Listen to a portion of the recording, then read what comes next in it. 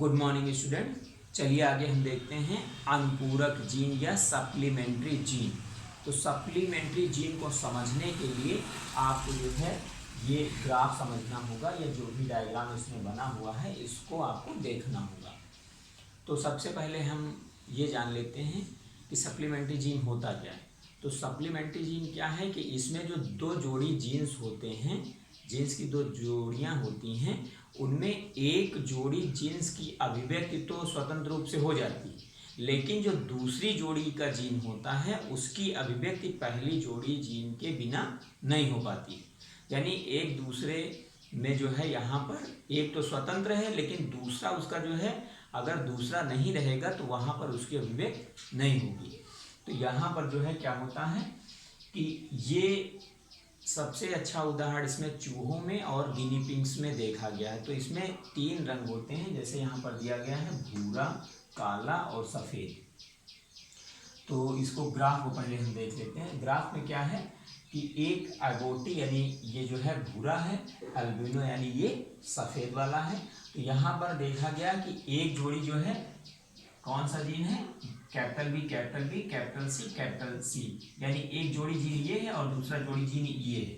ठीक, अब ये जो है प्रभावी है यहाँ पर, यानी जैसा आपने पहले नियम पढ़ा है उसके अकॉर्डिंग क्या है, ये प्रभावी है। और दूसरा क्या है, स्मॉल बी, यानी एक जोड़ी जीन ये है और दूसरा जोड़ी जीन ये है, स्मॉल बी स्मॉल सी। तो यानी ये जो है अप्रभावी है दोनों। इसके कारण जो है यहाँ पर एल्बिनो है। ये इनकी पेरेंट्स पीढ़ी हो गई। ठीक, पेरेंट्स पीढ़ी का आपस में संकरण करवाया गया।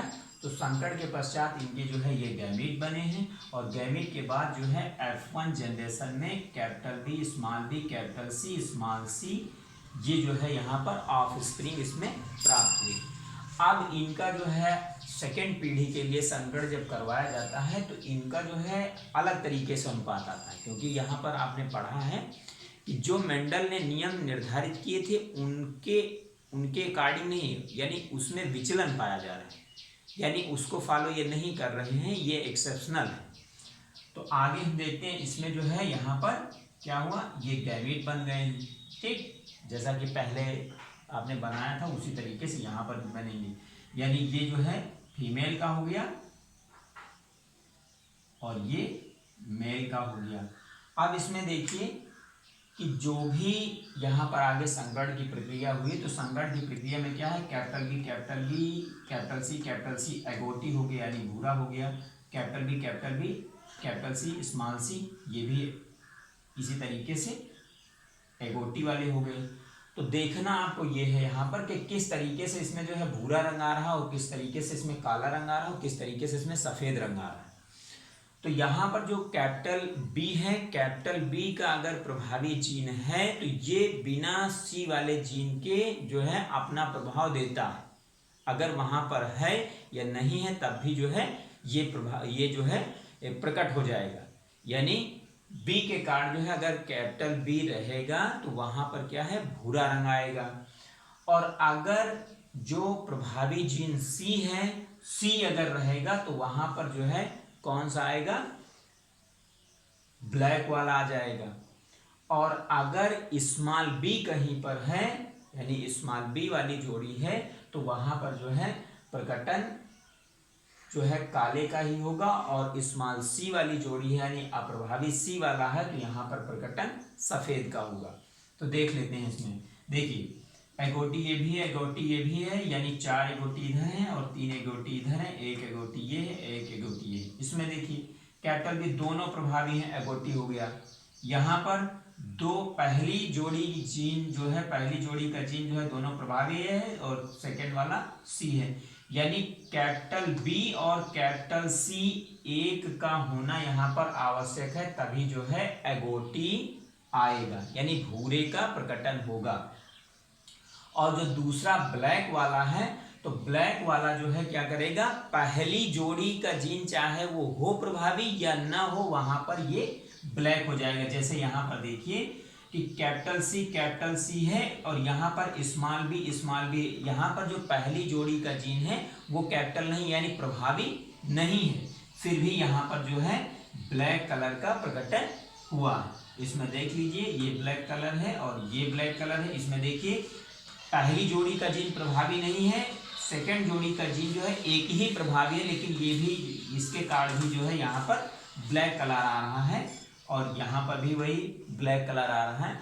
तो कहने का अर्थ ये है एगोटी के लिए क्या जरूरी है, जो है दोनों जोड़ी का एक जीन जो है होना चाहिए, यानी उसके बगैर यहाँ पर कलर एगोटी नहीं होगा। लेकिन सेकंड वाला जो है ब्लैक है, अगर पहली जोड़ी का जीन नहीं भी है प्रभावित तब भी जो है यहाँ पर ब्लैक कलर होगा, इसका प्रकटन होगा।